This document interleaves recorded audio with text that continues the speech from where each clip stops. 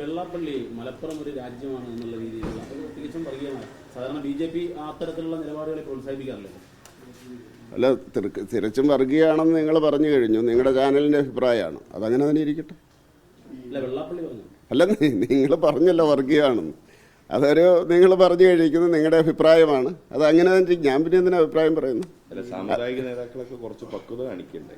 സമുദായ നേതാക്കന്മാർ അവരുടെ സമുദായത്തിന് വേണ്ടിയാണ് പറയുന്നത്. അപ്പോൾ അതുകൊണ്ട് അതിൻ്റെ അകത്ത് കയറി നമ്മളെന്തിനാണ് പറയുന്നത്? അവരുടെ സമുദായം വേണ്ട എന്ന് എനിക്ക് പറയാൻ പറ്റുമോ? അവർക്ക് സ്വാതന്ത്ര്യം വേണ്ടെന്ന് എനിക്ക് പറയാൻ പറ്റുമോ? അവർക്ക് ഭക്ഷണം വേണ്ടെന്ന് എനിക്ക് പറയാൻ പറ്റുമോ? ഞാൻ രാഷ്ട്രീയക്കാരനല്ലേ.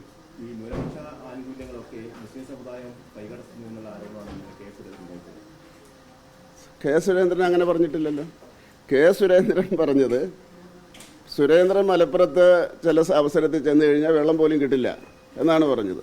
അദ്ദേഹത്തിന് വെള്ളം കിട്ടിയെന്ന് നിങ്ങൾക്ക് അഭിപ്രായം ഉണ്ടെങ്കിൽ അത് പറയാം. ഇന്ന ദിവസം ഇന്ന സ്ഥലത്ത് വെച്ച് അദ്ദേഹം വെള്ളം കുടിക്കുന്ന കണ്ടു, ആ പ്രത്യേക അവസരത്തിൽ ഭക്ഷണം കഴിക്കുന്ന കണ്ടു. അദ്ദേഹത്തിൻ്റെ അഭിപ്രായം പറയുന്ന അവസരത്തിൽ ഞാൻ കയറിയിട്ടല്ല അദ്ദേഹത്തിന് കിട്ടിയിട്ടുണ്ട് എന്നങ്ങനെയാണ് പറയുന്നത്. അങ്ങനെയൊന്നും അദ്ദേഹം പറഞ്ഞില്ല. സുരേന്ദ്രൻ പറഞ്ഞ വെള്ളം കിട്ടുന്നില്ല, ഭക്ഷണം കിട്ടുന്നില്ല എന്നൊക്കെയാണ് പറഞ്ഞത്. അതുകൊണ്ട് അദ്ദേഹത്തിൻ്റെ ഭക്ഷണത്തെ തന്നെ നിങ്ങൾ വിമർശിക്കുന്നവരാണ്. പിന്നെ അദ്ദേഹം പറഞ്ഞു എനിക്ക് ഭക്ഷണം വേണമെന്നല്ലേ. വെള്ളാപ്പള്ളിയുടെ അഭിപ്രായം വ്യക്തിപരമായി മാത്രമാണ് കാണുന്നത്. അല്ലെന്നേ, അത് അവരുടെ സമുദായത്തിന് വേണ്ടിയാണ്.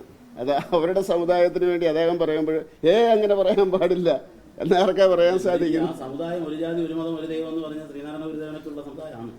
അത് നിങ്ങൾ പോയിട്ട് വെള്ളാപ്പള്ളിയെ പഠിപ്പിച്ചാൽ മതി, ഇങ്ങോട്ട് ചെന്ന് കഴിഞ്ഞാൽ കിട്ടും.